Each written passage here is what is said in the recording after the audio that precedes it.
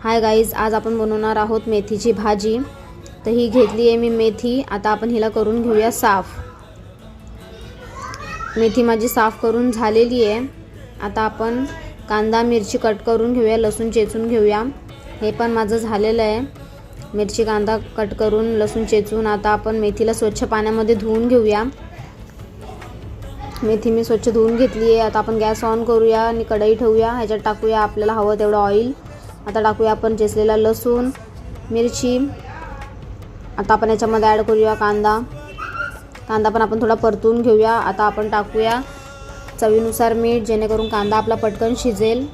आता याच्यामध्ये आपण धुतलेली मेथी ॲड करूया।